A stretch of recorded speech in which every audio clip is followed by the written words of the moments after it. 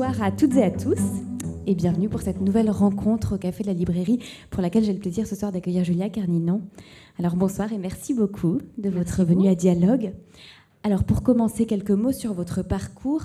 Vous êtes écrivaine et c'est en 2014 qu'est paru votre premier roman, Buvard, qui a reçu de nombreux prix, dont le prix Françoise Sagan. On suivit Le dernier amour d'Attila Kiss, qui a reçu en 2016 le prix de la Closerie des Lilas.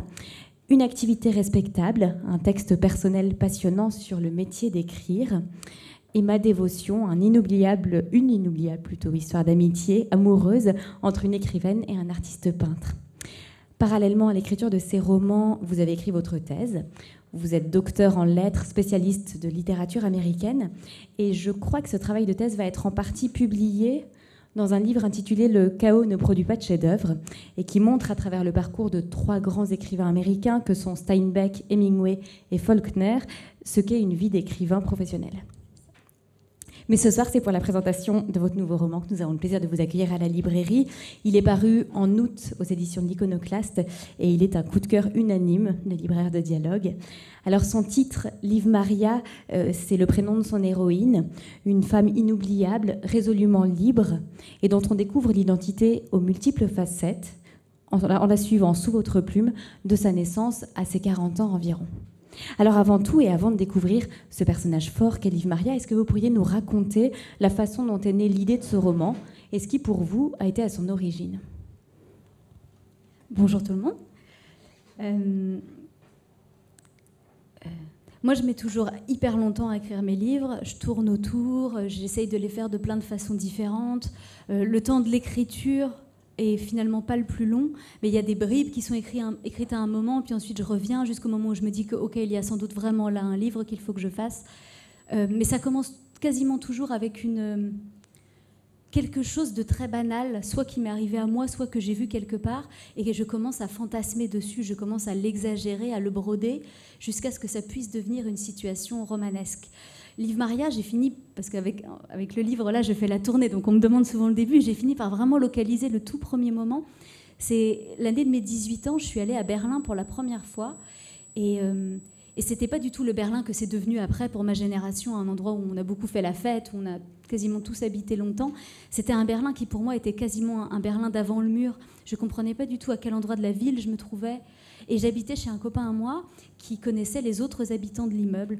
Et dans cet immeuble vivait un couple dont je ne savais qu'une chose, c'était que lui avait été son professeur à elle des années auparavant. C'était un couple avec des physiques pas du tout romanesques, mais moi qui avais 18 ans, qui connaissais absolument rien du couple, de l'amour, de la vie en commun, c'était extrêmement curieux pour moi cette idée-là, que cette fille qui avait 25 ans, donc qui n'était pas tant que ça plus vieille que moi, et cet homme qui devait avoir 15 ou 20 ans de plus qu'elle, que maintenant ils vivent ensemble alors qu'à une époque il avait été son professeur.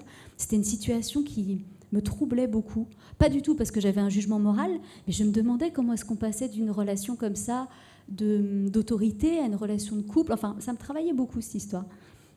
Et ils n'arrêtaient pas de se disputer en allemand et je ne savais pas ce qu'ils se disaient. Donc ça ajoutait au fantasme. Je me demandais bien ce qu'elle pouvait avoir à lui reprocher maintenant. Donc je crois que ça a commencé là. Puis des années plus tard, l'année où j'ai écrit la première version de Buvard, mon premier roman publié, j'ai commencé à penser à une autre histoire de livre où ce serait une épouse et une mère de famille qui quitterait sa vie, qui se réfugierait quelque part et qui commencerait à raconter en un monologue ce qu'avait vraiment été sa vie. J'avais envie de jouer un peu avec le tabou qu'il y a autour de la femme établie, si on veut. Je trouve que de manière générale, on a tendance à sous-estimer ce qui se passe dans la vie des femmes, mais qu'en plus, quand elles passent un certain âge ou quand elles deviennent mères ou épouses, alors là, on pense qu'on les a saisies au premier regard, qu'à partir du moment où elles poussent une poussette, alors il ne se passe plus rien à l'intérieur de leur crâne. Mon expérience, même pas tant personnelle que ce que je vois chez mes amis, c'est que toutes ces mères de famille continuent à avoir une vie intérieure d'une grande richesse, d'une grande complexité, et aussi une vie intérieure qui est iconoclaste ou choquante. En fait, elles n'oublient jamais qu'elles ont été complètement autre chose avant. Et donc on voit toutes ces mères de famille en pensant qu'elles ne sont que ça, mais en fait elles ont évidemment été plein d'autres choses avant. Et donc j'ai commencé à tourner autour de ce personnage-là, cette idée de pas d'écrire quelque chose de choquant, mais un peu, d'essayer d'écrire quelque chose de remuant sur le statut de la mère de famille. Et puis ensuite, ça, plus ça, plus ça, plus ça, le texte a commencé à grossir, parce que j'écris toujours par petits morceaux. Et ensuite, quand je relis tout, qui est extrêmement chaotique, rien n'est au bon endroit, j'essaye de voir si quelque chose se dessine qui pourrait former le cœur d'un livre. Et là, je l'ai envoyé à mon éditrice, je pense que c'était janvier 2019, et elle a dit oui, c'est parce que je me demandais, on va sûrement en reparler, mais le secret qui est au cœur du texte, qui est comme un noyau pour moi dans le texte, je me demandais si c'était une idée trop romanesque, justement, si c'était crédible ou pas. Et donc je l'ai donné à mon éditrice pour qu'elle me dise avec un œil extérieur, est-ce que je pouvais m'atteler à un roman qui reposait sur cette idée-là, ou est-ce que c'était trop stupide, est-ce que c'était risible? Et comme elle m'a encouragée, alors je me suis mise à faire les derniers stades de travail et à finir le livre. Et voilà. Le voilà.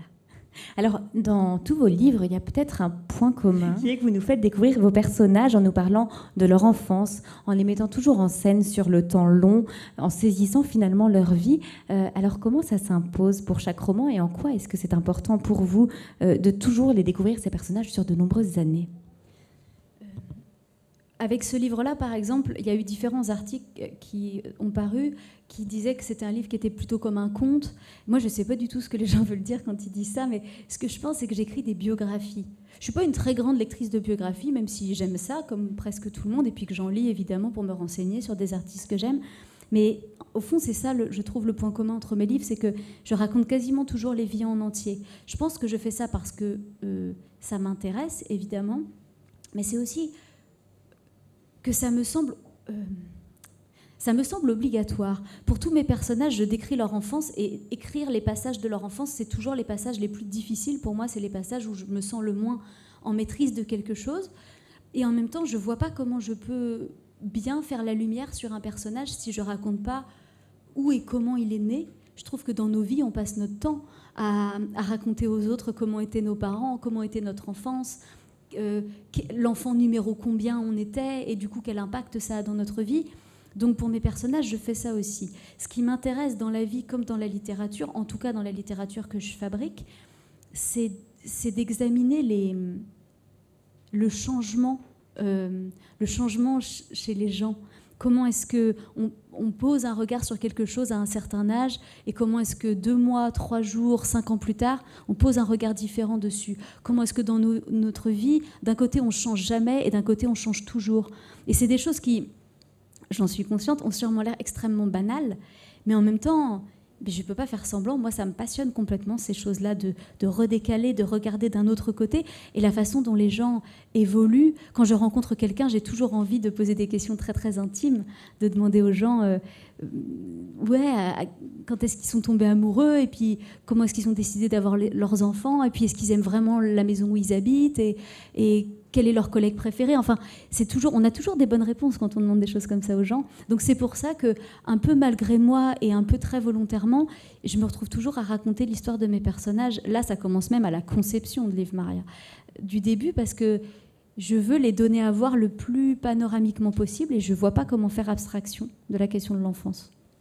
Alors tous ces personnages, ils ont des personnalités singulières, fortes, peut-être aussi parce qu'on les découvre au plus proche de leurs émotions, de leur vie privée, de leur vie invisible. Mais quelle relation est-ce que vous avez à ces personnages au moment de l'écriture? Est-ce que vous en avez une vision globale, très précise, ou est-ce qu'au contraire, vous les découvrez au fil de l'écriture, au fur et à mesure de leurs choix, de leurs doutes, de leurs contradictions?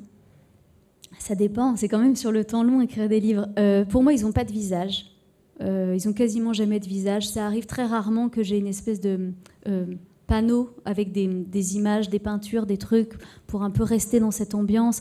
J'utilise tout un tas de petits trucs pour me cadrer pendant que j'écris un livre, et pour assurer la cohérence du texte. Parce qu'en fait, quand bien même on écrit tous les jours, entre chaque phase d'écriture, on est parti à faire autre chose. On fait une bolognaise, on ramasse un truc, on va faire des courses. Et donc quand on se remet au bureau, il faut à chaque fois réussir à se remettre dans ce texte-là, sinon au bout d'un moment il dérive. Donc des fois j'ai des petites choses pour suivre. Mais les personnages, je ne sais pas comment dire. Mes romans, ils ne sont pas autobiographiques, et en même temps tous ces personnages sont agités et construits à partir de petites brindilles de choses qui m'ont intéressée. Donc il n'y a pas un effort démesuré pour me remettre dans leur peau ou pour réfléchir à ce qui les intéresse. C'est des choses qui de toute façon moi m'intéressent, sinon j'arrive pas à écrire le bouquin. Et pour moi ils ne sont pas nécessairement incarnés, c'est plus comme des manteaux que j'enfile pendant quelques temps et puis ensuite j'en ressors quand le livre est terminé. J'utilise pas mes livres pour dire des choses que moi je voudrais dire à la société. J'écris des livres sur des sujets qui m'intéressent. Ouais. Donc je les vois un peu...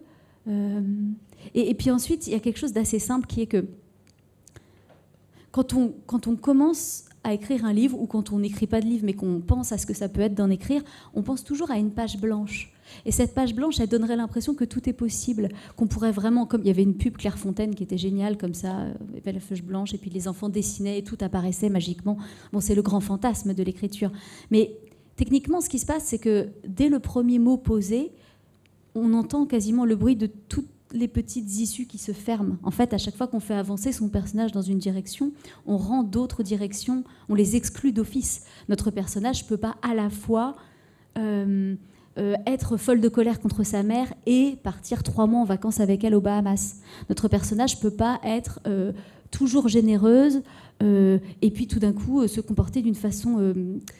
horriblement avide sur un truc. Enfin, je sais pas, c'est pas un bon exemple que je donne, mais c'est vraiment ça. Il y a des trucs il y a des options qui se ferment. Donc c'est pas qu'au bout d'un moment le livre il s'écrit de façon automatique. Ce serait trop facile et ça serait pas intéressant à la fois. Mais au bout d'un moment, c'est une espèce de mélange de, on avance dans le texte et on fait aller le personnage là où on veut qu'il aille. Et en même temps, il y a une question de réalisme psychologique qui fait qu'on est cadré malgré nous un peu. Voilà, je dirais ça.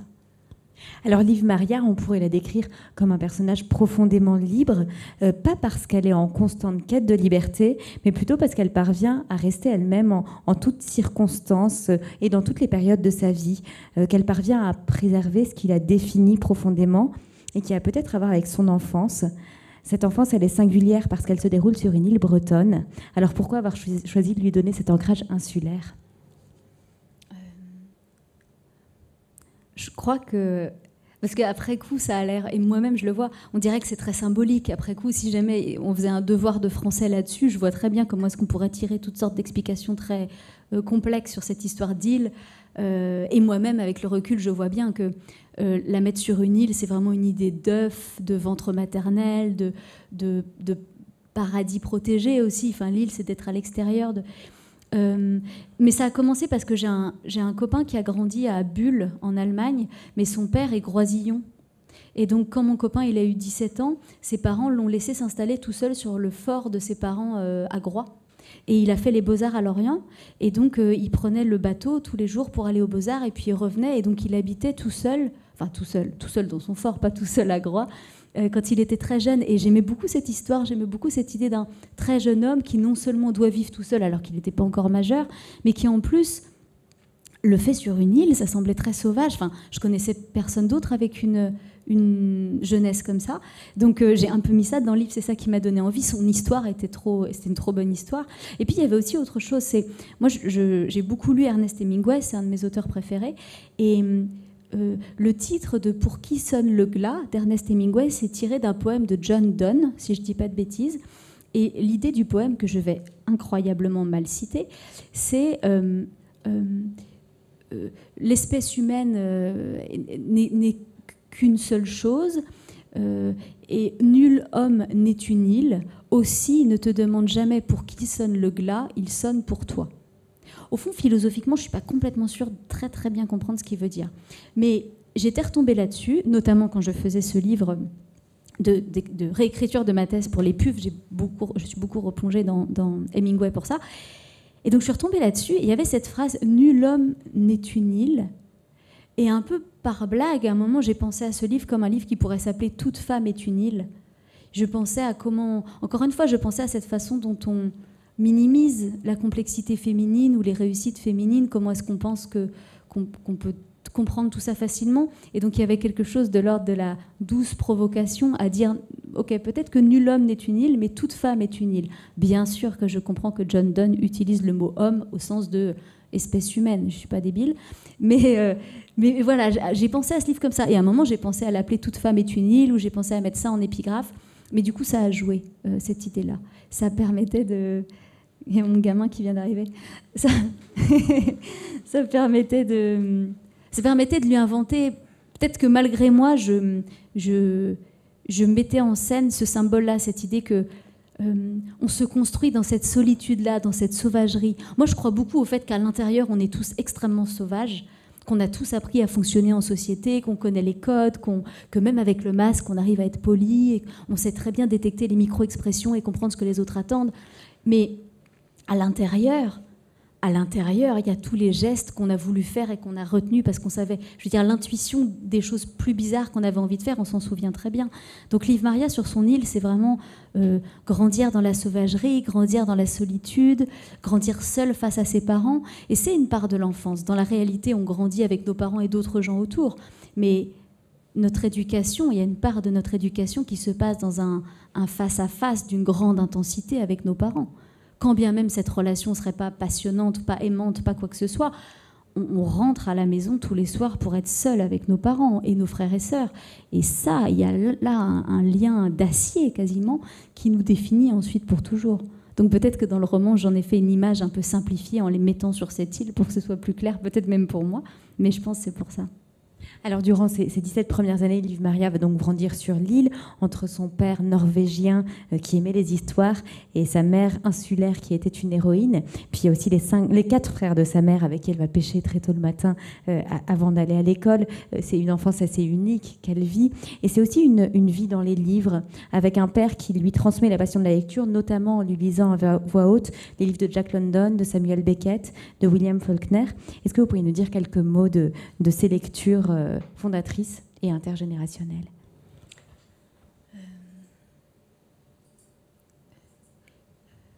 Le couple des parents de Liv Maria, c'est pareil, je me rends compte un peu a posteriori, même si quand même je pense que j'en avais conscience en le faisant, que c'est un couple un peu à l'inverse de l'image classique du couple qu'on voudrait nous donner. Sa mère, c'est cette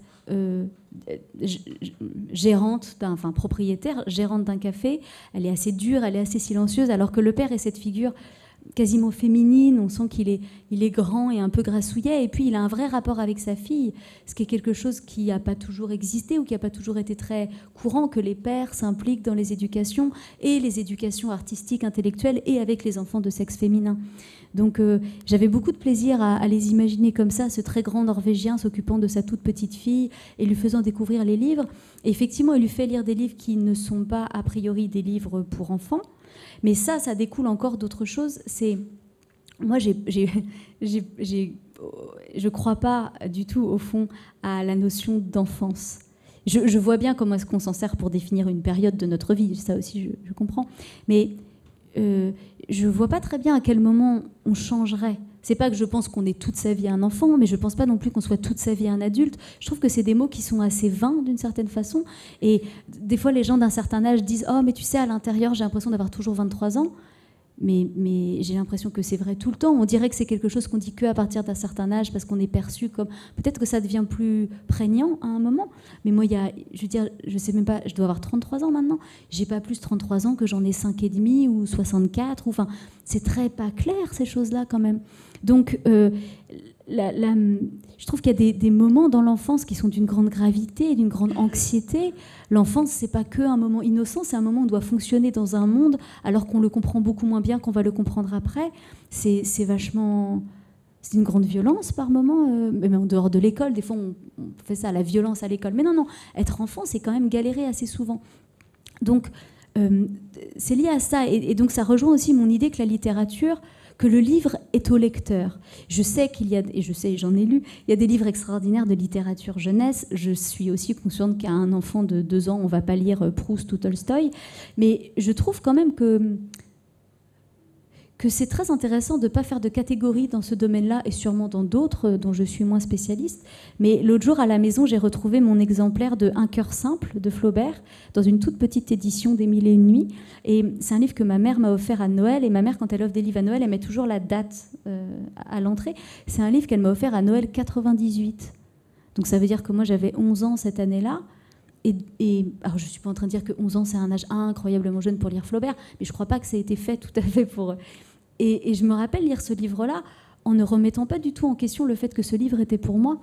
C'est un tout petit livre, il se lit très facilement. En fait, si on ne sait pas que c'est Faulkner et qu'a priori, c'est pas fait pour les enfants de 11 ans, ben c'est complètement lisible. Et du coup, ça devient un autre livre de le lire. Donc, c'est pour ça que je fais lire ces livres-là par le père de Liv Maria à Liv Maria. C'est des livres que moi-même, j'ai lus étant petite. Et là, pour le coup, c'est pas autobiographique, mais je tire vraiment dans mon expérience, mais parce que c'est vraiment ce que je pense. Ce livre de Beckett où il explique comment est-ce que le personnage mange des biscuits dans le bon ordre, je vois pas à quel moment c'est pas à la portée d'un tout petit enfant. Et c'est intéressant de penser qu'on aura lu Beckett en étant tout enfant et qu'ensuite on retombe dessus en disant « Ah oui, d'accord, c'était Beckett, autant pour moi, j'avais pas compris ». Je trouve ça marrant, ces allers-retours dans le temps. Alors oui, ces catégories, vous les évoquez dans le livre, vous écrivez « La sélection brassait indifféremment livres pour enfants et livres pour adultes, si bien qu'il ne sembla jamais à Liv Maria qu'il existait de réelles frontières, non pas seulement entre ces catégories littéraires, mais entre ces deux états. » Et pourtant, la sortie de l'enfance de Liv Maria, elle va être brusque en deux étapes. La première, c'est quand elle va devoir être exfiltrée de son île brutalement pour aller passer un an à Berlin. La seconde, quand elle va y revenir tout aussi brutalement après l'accident de voiture mortel le séparant. Et alors que le début du livre, et vous l'évoquiez tout à l'heure, moi j'ai trouvé qu'il se lisait comme un conte, même si je ne trouve pas que le livre dans son ensemble en soit un, mais là on voit la tragédie poindre à ce moment-là. Alors ces genres du conte et de la tragédie, est-ce qu'ils ont quand même joué un rôle pour vous dans la construction du roman ? La tragédie, ça m'intéresse beaucoup. Je ne suis pas du tout spécialiste, mais j'ai fait une expérience assez étrange il y a 10 ans maintenant, quand j'étudiais en Angleterre. On devait écrire une dissertation sur un sujet qu'on choisissait, bref.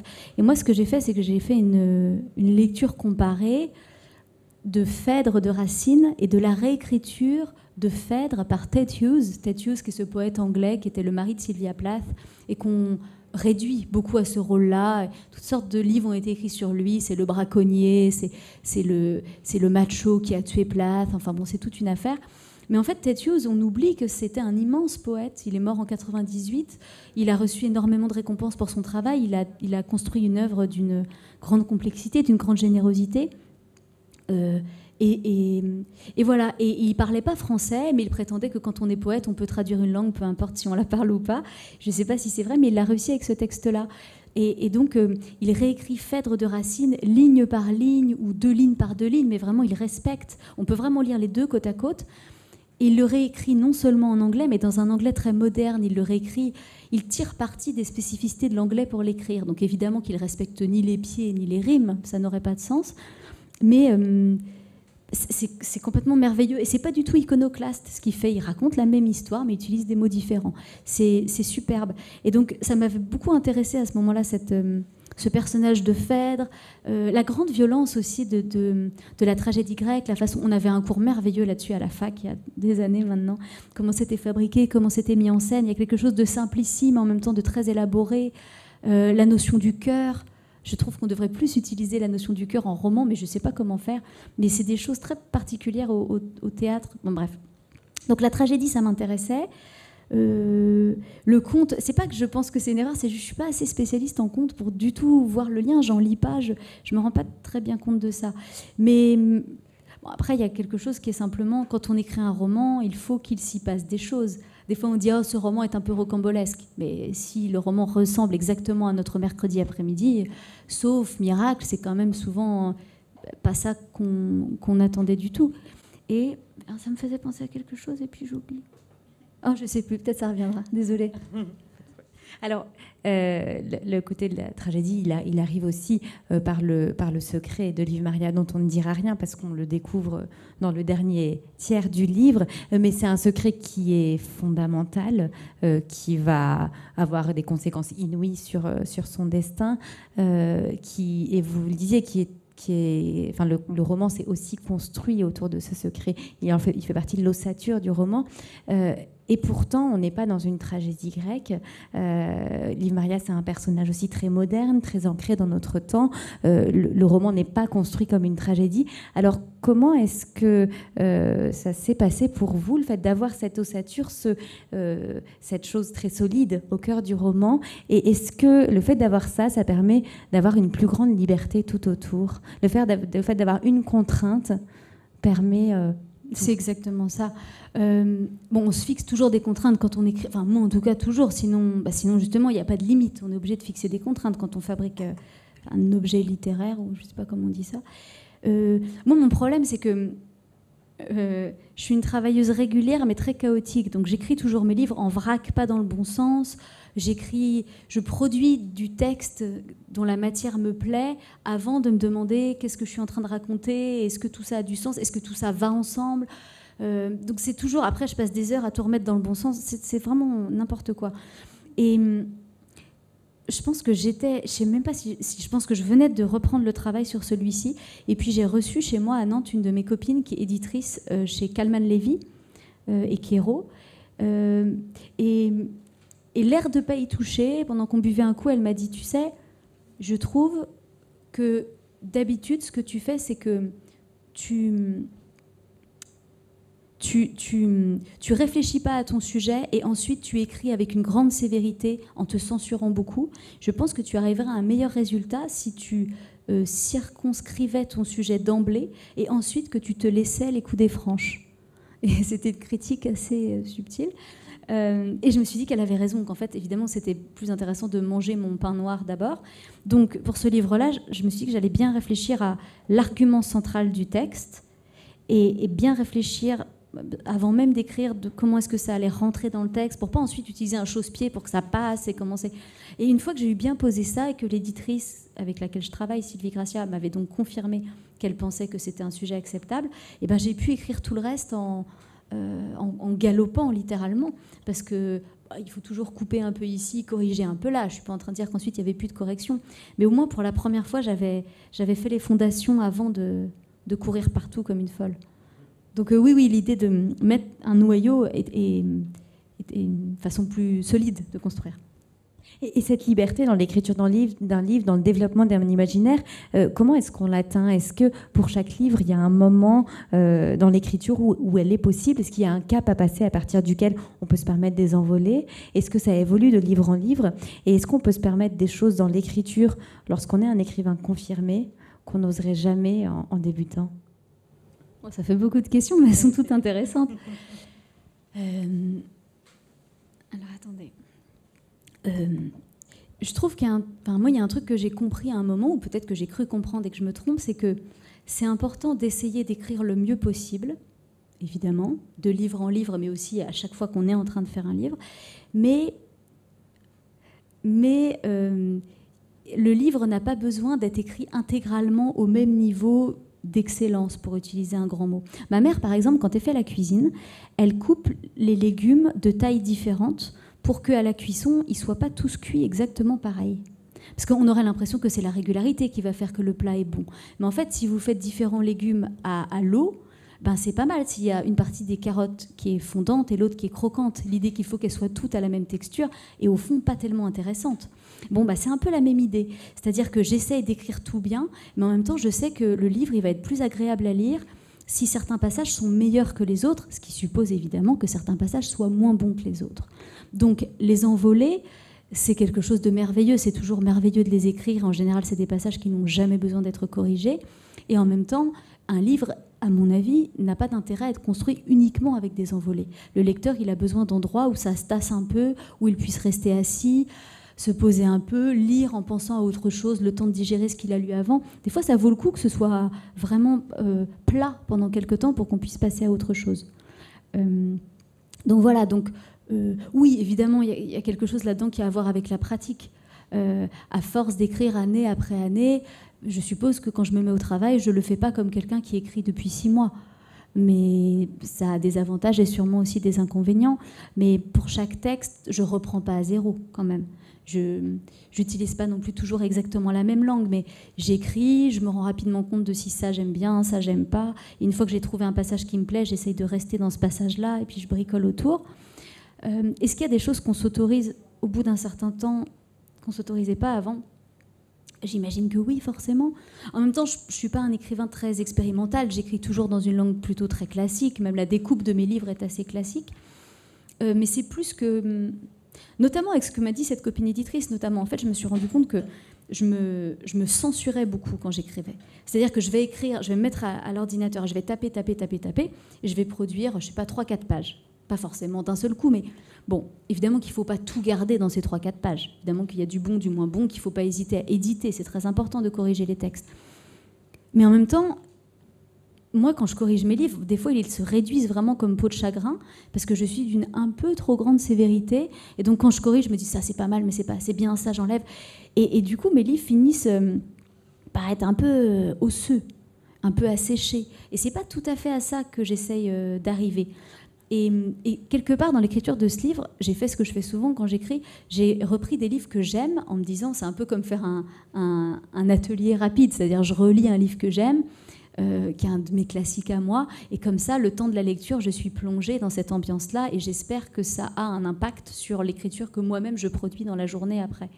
Et donc je relisais Franzen, je relisais Philip Roth, je relisais Jim Harrison, et je me rendais compte que 90% des choses sur lesquelles moi je me censurais, eux les faisaient sans la moindre honte, et que quand je le lisais chez eux, ça ne me choquait pas. Et c'était sans doute parce qu'ils le faisaient mieux que moi, mais pas que. En fait, ils faisaient des fois, il manquait une transition, et puis en fait, je me rendais compte que ça passait très bien. Ou les dialogues, ben, je les lisais et je me disais, est-ce que toi, je me disais, ben, moi, j'aurais corrigé ça. Et en fait, quand je les lisais, ça m'allait parfaitement. Donc, je me suis rendu compte de ça, que ce serait intéressant d'être moins sévère, ou peut-être que je devrais demander à l'éditrice de couper à ma place, ou je sais pas, mais qu'au bout d'un moment, je finissais par jeter tellement de choses. Et j'ai peur qu'à force, mes livres manquent de quelque chose d'un peu grassouillet, qui pourrait être pas mal. Alors, si on revient à Liv Maria, donc au fur et à mesure de son parcours, elle va vivre plusieurs vies sur son île, à Berlin, au Chili, en Irlande, des vies qui toutes participent à la définir. Mais lorsqu'en tant que lecteur, on la découvre, c'est pas du tout un sentiment d'éclatement qu'on a. Au contraire, c'est un personnage qui se tient vraiment, Liv Maria, qui a cette liberté qui fait qu'on la reconnaît, qui a une personnalité qui la définit absolument, une personnalité curieuse, affirmée, assez têtue. Et elle a aussi un rapport aux mots singuliers. Alors cette passion des mots, elle lui vient de son père, bien sûr, elle lui vient de son premier amour aussi, qui l'a forgé aussi profondément. Très tôt, elle a compris l'importance des mots, elle aime en saisir les nuances, d'une langue à l'autre aussi. Ils sont aussi pour elle un espace de liberté. Est-ce que justement, vous pourriez nous en dire quelques mots ? C'est qu'elle le dire. Je ne sais pas si je suis d'accord avec cette idée qu'elle vit plusieurs vies. Je m'inquiète un peu de ce que veut dire l'expression, parce que, évidemment, c'est une façon logique de résumer le livre ou de résumer la vie des gens. Mais en réalité, précisément, tout le roman tient à cette chose-là. Alors même que nous vivons plusieurs vies, ou que nous avons l'impression d'en vivre plusieurs, nous n'en vivons en réalité qu'une seule. Tous, nous sommes ici pour un temps limité, dont nous ne connaissons pas la durée exacte. Nous avons une seule vie, nous devons une seule mort. Et nous allons, au cours de cette vie, changer. Mais ça sera toujours la même vie. Et c'est ça, tout le problème de Liv Maria dans ce livre. Elle a l'impression d'avoir été des personnes différentes, mais elle est toujours la même vieille personne. Et elle doit réussir à les concilier. Et malgré le fait qu'elle se déplace beaucoup géographiquement, et qu'on pourra avoir l'impression qu'en changeant d'endroit, elle peut complètement se métamorphoser et que personne ne s'en rendra compte, même sa mémoire à elle est trop prenante pour qu'elle puisse oublier qui elle a été. On n'arrive pas à oublier qui on a été. Ou alors on n'oublie pas les morceaux qu'on voudrait oublier. Oui, alors évidemment, ça c'était aussi un des projets du livre d'emblée. Je voulais que ce livre-là, il parle de linguistique, il parle de traduction, il parle de l'origine des mots, de l'importance des mots. Donc j'ai mis ça en scène dans sa rencontre avec son premier amour. Il y a évidemment le fait que son père est norvégien, que sa mère est française, et que donc elle grandit d'emblée dans un monde de traduction, d'équivalence aussi, on pourrait dire. Mais là, encore une fois, c'est mis en scène dans le texte sur le sujet de la langue étrangère. C'est-à-dire que c'est des gens avec des nationalités différentes qui essayent de se comprendre dans des langues différentes. Mais ce que je raconte là, c'est quelque chose qui est presque encore plus fort entre des gens qui parlent la même langue. Traduire entre nous en permanence ce qu'on est en train de se dire, se faire correctement comprendre des gens, se mettre d'accord sur le sens des mots, c'est la base de la vie qu'on mène tous ensemble. On passe notre temps à dire « c'est pas ce que j'ai voulu dire »,« je voudrais qu'il retire ces mots »,« c'est un lapsus »,« le mot m'a échappé ». On passe notre temps à faire ça. Et les mots qu'on utilise, parfois on fait comme si le bavardage, c'était vraiment quelque chose de très...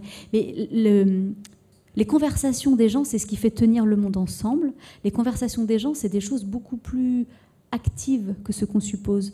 On pourrait, c'est ce qu'on dit, quoi, les paroles s'envolent et tout, mais pas du tout. En fait, les paroles font évoluer les choses. Les paroles changent la vision qu'on avait de quelque chose. On sort d'une discussion avec quelqu'un, on lui a dit « je croyais que tu pensais ça », et l'autre nous explique pendant des heures qu'il pensait complètement autre chose. Et là, quelque chose est changé.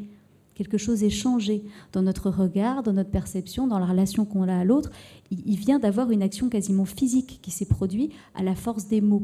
On sait bien l'importance des mots qu'on dit aux enfants. Par exemple, les nouveau-nés, un nouveau-né auquel on ne parle jamais, il meurt de mort naturelle. Enfin, je ne sais pas comment dire ça, mais c'est un tsar complètement fou qui avait fait le test.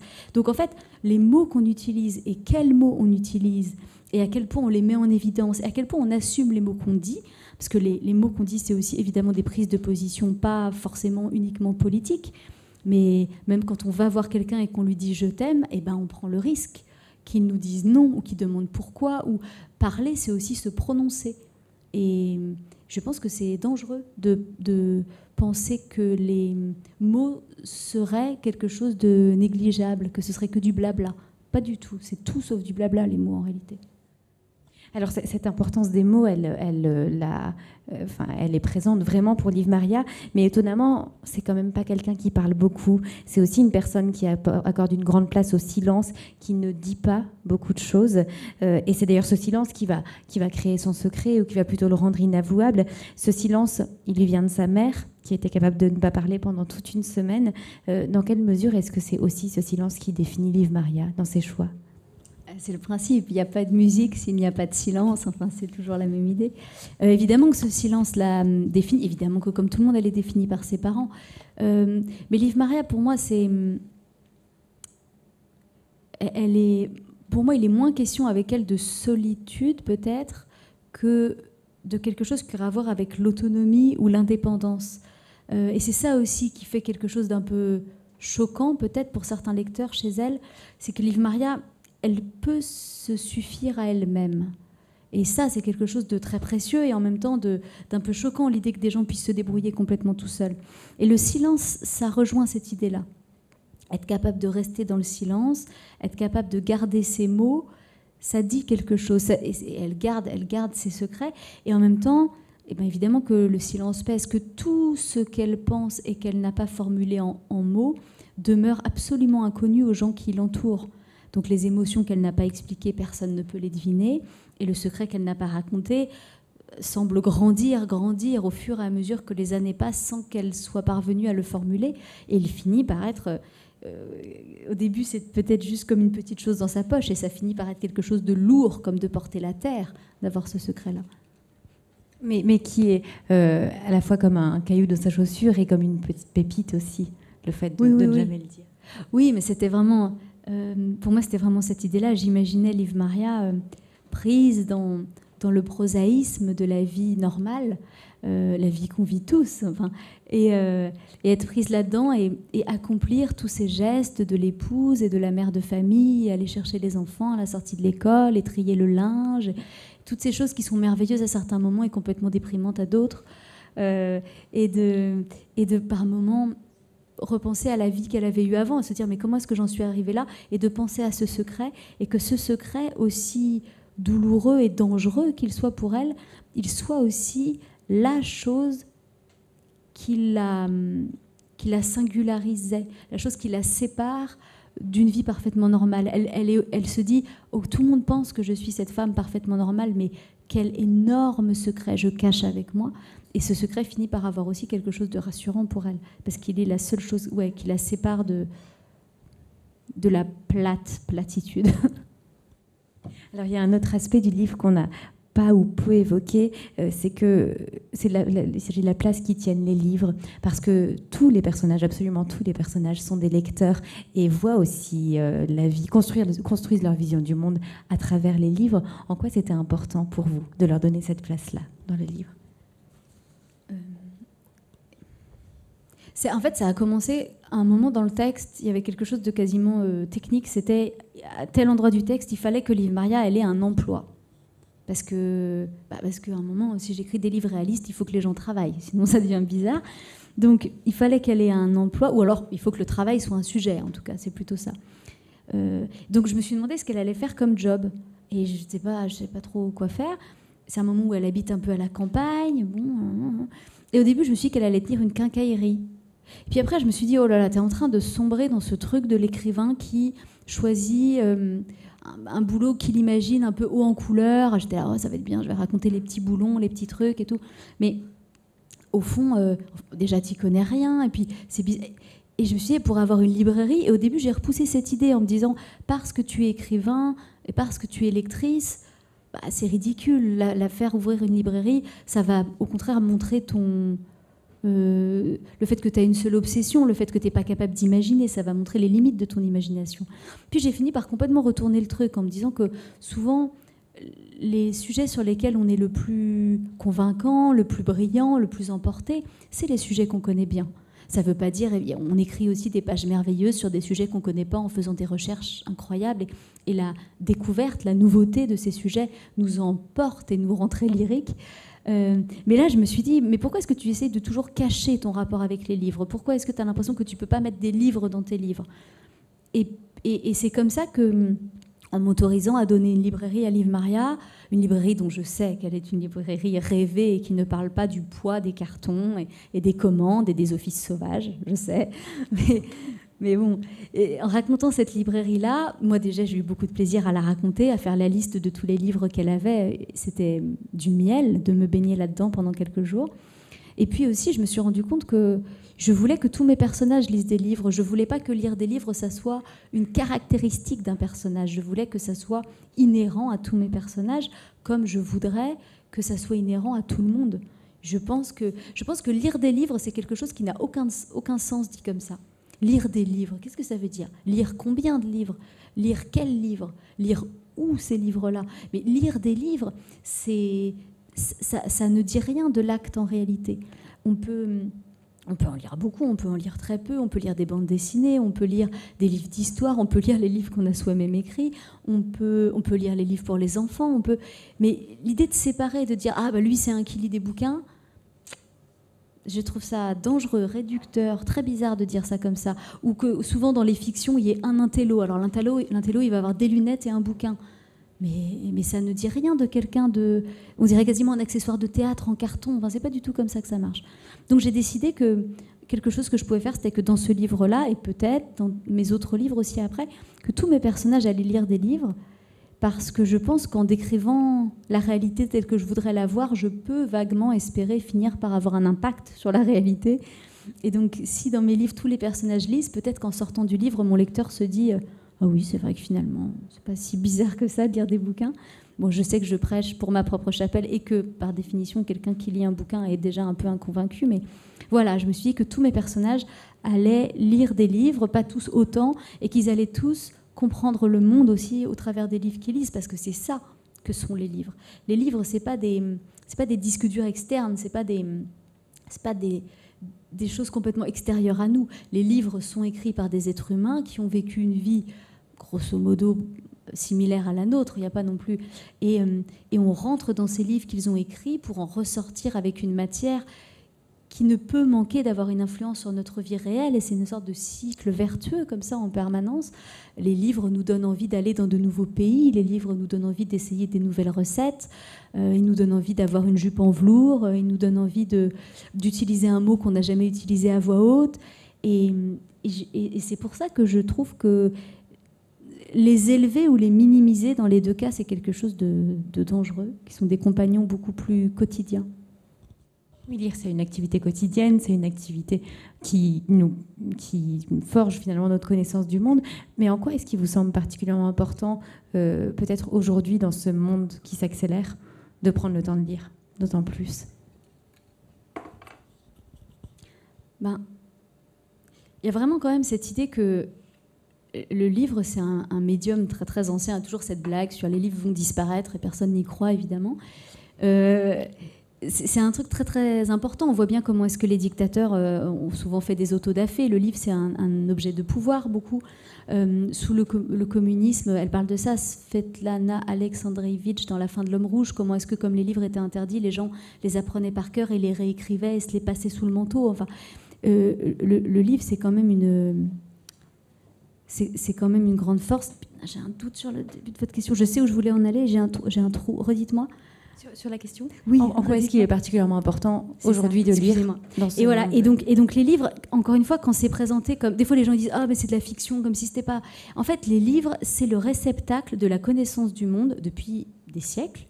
Donc, il y a des livres sur tout, et c'est des gens très intelligents. On fait des recherches sur des sujets, je sais pas moi, l'agriculture, l'histoire, la politique. Enfin, je parle même pas des romans, je parle de tous ces livres pleins d'informations, une information qui est beaucoup plus fiable pour la plupart que celle qu'on trouve en ligne, dont on est pourtant abreuvé. Et dans les livres, l'information est très propre. C'est pas pour rien que quand on fait un doctorat, on doit aller chercher les textes d'origine et pas farfouiller n'importe où comme ça. Il y a quand même des règles. Et donc je trouve que dans le monde dans lequel on vit aujourd'hui, avec les défis qui s'annoncent dans les années à venir, je pense principalement aux défis écologiques, mais évidemment que le défi écologique il va s'accompagner d'énormes troubles politiques, sociaux. Il y a toute la question des migrants. Il va falloir se former, il va falloir développer en nous des capacités à gérer tout ça avec dignité, je crois. Et donc je trouve qu'on ne peut pas faire l'économie du livre. On ne peut pas penser qu'on va pouvoir faire face à tout ça ou faire face tout court à l'expérience humaine sans lire de livres. Je trouve que c'est faire preuve d'un orgueil qui touche à la folie. Je trouve qu'on a tous besoin d'être éduqués, que l'éducation, pour moi, ça a toujours été d'abord quelque chose qu'on fait seul. Et si les livres ne sont pas un objet puissant d'éducation presque autodidacte, alors quoi d'autre ? Comment avons-nous prévu de nous préparer à ce qui s'annonce comme une vague monstrueuse ?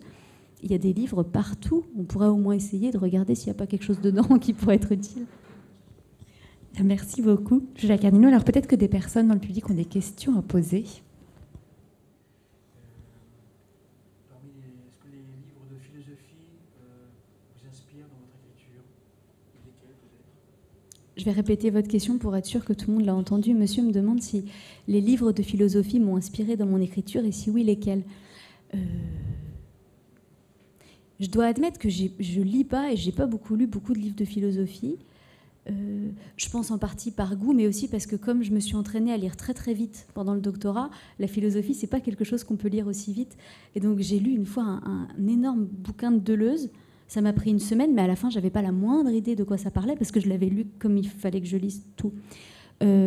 Donc non, pas énormément, mais mon mec me parle tout le temps de l'abécédaire de Deleuze, justement, en disant que ça devrait tout changer, mais j'ai toujours pas le courage d'aller regarder ces trucs-là. Non, je suis désolée. Est-ce qu'il y a une autre question ? Moi, je me demandais, à la lecture de Maria, quand je la vois partir, si la liberté devait obligatoirement passer par la fuite, justement. Madame demande si, comme elle voit Liv Maria fuir et partir dans le livre, elle me demande si la liberté passe toujours par la fuite. Le mot de fuite, il a été pas mal utilisé pour parler de ce que fait Liv Maria. Pour moi, il est pas adapté. Je comprends pourquoi est-ce qu'il vient à l'idée. Moi-même, à chaque fois que je vois la photo de couverture, je pense à un poème qu'un copain avait écrit il y a très longtemps qui disait « Je suis le faux fuyant ». Donc je ne peux pas nier, comprendre comment est-ce que ça arrive là. Mais en fait, je trouve que si on regarde de plus près et qu'on considère objectivement les raisons pour lesquelles elle part à chaque fois, il y a une fois où c'est pas elle qui décide de partir, c'est sa mère qui la déplace. Il y a une autre fois, elle rentre parce que des obligations familiales l'appellent. Il y a un moment où elle part un peu à l'aventure. Il y a un moment où elle rentre parce qu'elle s'est mariée. Pour moi, aucun de ces déplacements n'est de l'ordre de la fuite. C'est des déplacements qui ressemblent, enfin des motifs de déplacement qui ressemblent aux motifs de déplacement qu'on a tous. Si on avait un ami qui se déplaçait comme ça, on dirait pas ça. Après, je pense que c'est le fait qu'elle se déplace sur des grandes distances qui donne cette impression-là, et le fait qu'elle change, et le fait que certainement elle a l'air souvent désemparée et de se chercher. Je pense pas du tout que la liberté passe par la fuite. je ne me permettrai pas de définir précisément la liberté parce que je trouve que c'est un concept trop complexe et qui en plus appelle une réponse plus longue que ce que je suis capable de faire.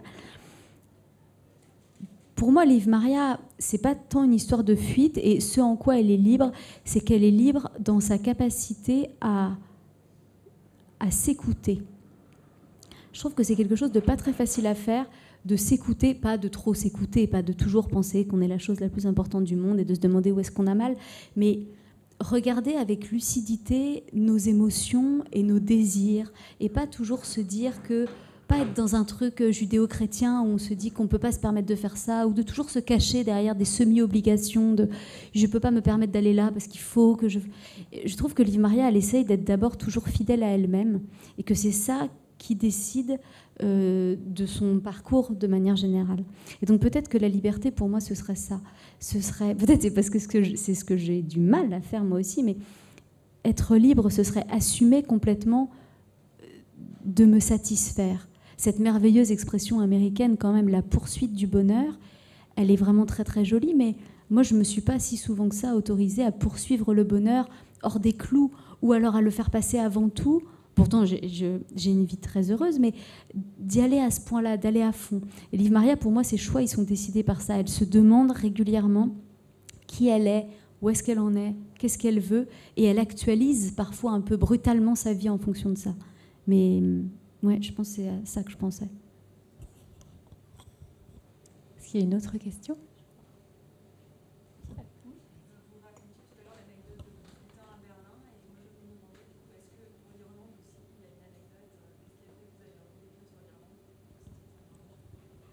Je vais répéter, vous me corrigez si je n'ai pas bien compris. Vous dites que je parlais tout à l'heure de l'anecdote à Berlin, et donc vous me demandiez si le fait que le livre se passe en partie en Irlande avait aussi un lien avec s'il y avait une explication de cet ordre-là, c'est ça ? Ok. Alors l'Irlande, on ne me l'a pas encore posée celle-là, alors je ne sais pas. Si, je pense que l'explication la plus simple, c'est que mes parents vivaient en Irlande jusqu'à il y a 15 jours.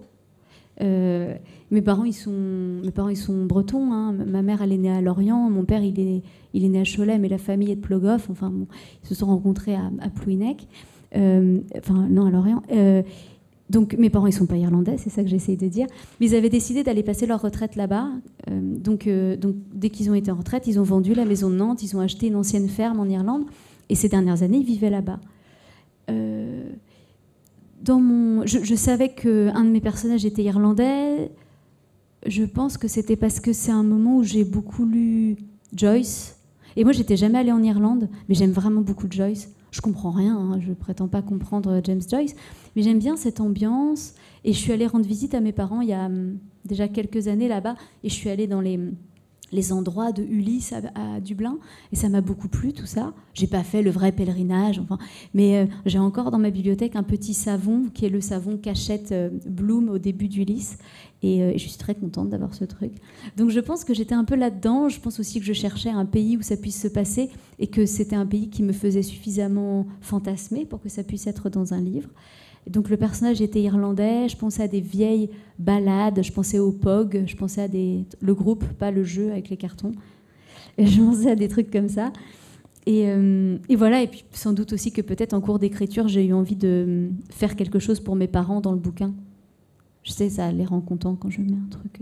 Donc j'ai mis ça dans le bouquin, et puis ça collait. Je veux dire, en fait, dans les livres comme dans la vie, on fait rarement les choses pour une seule raison. Les décisions qu'on prend, surtout les grosses, il y a toujours plusieurs raisons qui nous convainquent de faire quelque chose.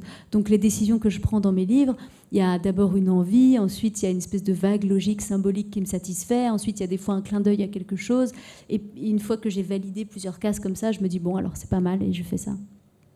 Voilà. S'il y a une autre question ? Puisque tu parles de Joyce, comment tu travailles la voix de tes personnages et donc aussi la rythmique, la sonorité, et est-ce que tu aimerais, je pense notamment à Buvard, mais aussi à une activité respectable, est-ce que tu aimerais poser cette question de la voix aussi pour la fiction radiophonique ou écrire pour le plateau, pour le théâtre, pour la scène? Je me méfie beaucoup d'un truc, c'est que c'est les livres certains, je ne suis pas spécialiste là-dedans, mais les livres polyphoniques. Je vois assez bien cette tentation d'écrire un livre avec plusieurs personnages et donc de les faire tous parler un peu différemment. Mais en tant que lectrice de manuscrits, notamment, on reçoit pas mal de manuscrits comme ça.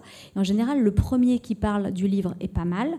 Le deuxième est une ressucée pas très heureuse du premier. Et après, c'est la dégringolade la plus totale. Mais c'est parce que c'est vachement compliqué de faire ça. Moi, je plaisante pas. La raison pour laquelle je le fais pas, c'est que je ne sais pas le faire. Donc, ce livre-là, une des constructions que j'avais imaginées mais que j'ai laissé tomber, c'était vraiment cette idée que chaque personnage raconte sa version de l'histoire, et on se rendrait, donc chaque personnage aussi de cette famille, et on se rendrait compte qu'ils connaissaient presque tous l'histoire en entier, mais qu'il leur manquait tous comme une partie du Trivial Poursuite, et qu'en fait c'est seulement en les lisant tous, ils pensent tous qu'ils connaissent l'histoire en entier, et qu'ils savent des choses que les autres ne savent pas, chacun sait quelque chose que les autres ne savent pas, mais à chacun, il manque un morceau, si bien qu'aucun ne connaît l'histoire en entier. Donc, voilà, ça aurait été tentant de tous les faire parler différemment, mais vraiment, techniquement, ça m'avait l'air extrêmement casse-gueule. Donc, je travaille... C'est pour ça que, finalement, ils n'ont pas des voix si différentes que ça, les uns des autres. En tout cas, j'insiste pas là-dessus. Je me dis que c'est la nature de ce qu'ils racontent qui va suffire à les différencier.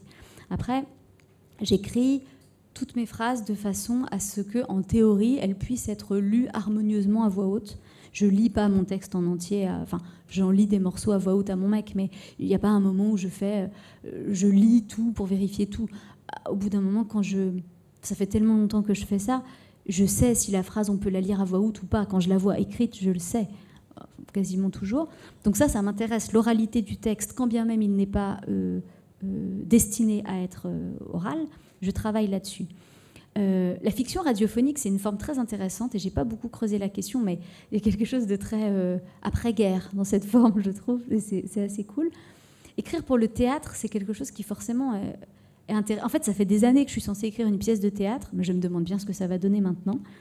Mais j'ai une copine qui est metteuse en scène, et puis ensuite elle a mis la main sur cette actrice incroyable, donc on s'est dit qu'on allait faire quelque chose et j'allais leur écrire un texte. Ça va faire, je pense ça doit faire 5 ans que ça traîne cette histoire. J'ai fait 1 milliard de tentatives. Le problème principal étant que je suis pas du tout une spectatrice de théâtre, je suis pas une spectatrice de manière générale, je sors très peu de chez moi, donc c'est quand même un peu particulier d'écrire du théâtre quand franchement en tout dans ma vie j'ai dû voir 5 pièces. C'est même un peu déplacé de prétendre écrire du théâtre dans ces conditions-là.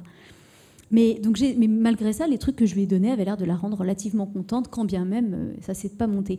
Et finalement, l'année dernière, en retravaillant sur cette question-là, j'ai fini par exhumer un projet de roman, parce que j'ai toujours exhumer un projet de roman sur lequel j'essayais de travailler depuis un temps, mais 15 ans peut-être, un truc où plein de fois je me suis dit, ça y est, je le prends, je le finis, et jamais j'ai réussi.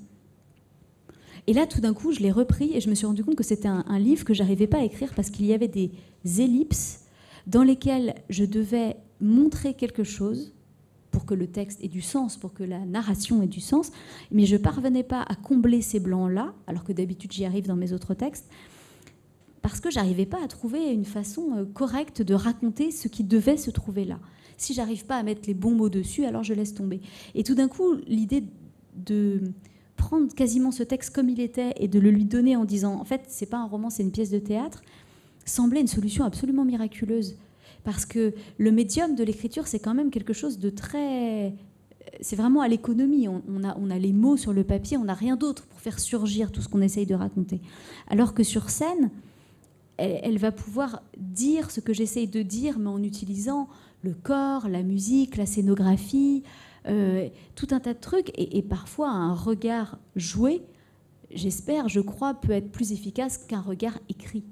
Donc je suis curieuse de voir ce que ce roman devenu pièce de théâtre pourrait devenir si le théâtre a un avenir. Oui. Du coup, sur votre façon de travailler, donc, vous êtes capable d'écrire plusieurs romans en même temps? Oui, mais dit comme ça a l'air vraiment merveilleux. Mais c'est pas du tout comme ça que ça se passe. En fait, ça découle... je l'ai fait pendant un certain temps avant de me rendre compte que je le faisais. Au bout d'un moment, je me suis rendu compte qu'effectivement, sur le bureau de mon ordinateur, j'avais plusieurs textes en cours, mais qui ne sont pas forcément tous des romans. En ce moment, donc maintenant, j'ai un document, un fichier, je ne sais pas comment on dit, où il y a un dossier qui s'appelle Livre en cours. Et dans ce dossier-là, il y a un roman un peu jeunesse, Mais pareil, j'ai commencé ça il y a 10 ans, je pense. Et donc, de temps en temps, je rajoute 2-3 lignes, mais je ne sais pas trop. Il y a une espèce de thriller, il y a un texte plus autobiographique, il y a une sorte d'épopée sur un terroriste tchétchène qui est mort il n'y a pas très longtemps. Et je ne sais pas du tout. Et puis il y a d'autres petits morceaux de romans, il y a peut-être un peu de poésie aussi. Il y a tous les essais de cette pièce de théâtre. Donc, c'est pas que du roman. Et c'est pas que je les écris en même temps. C'est juste que ces projets existent à l'état de fœtus. Et donc, ils me permettent de travailler, de passer de l'un à l'autre dans une espèce de ronde comme ça. Si jamais je décide de travailler, je peux me mettre à mon bureau et je peux essayer, je travaille sur le truc dont je pense que c'est celui qui est en cours en ce moment. Mais si jamais à un moment je bute, parce que parfois on écrit très bien sur un texte pendant 15 jours et puis au bout de 15 jours, ça s'assèche.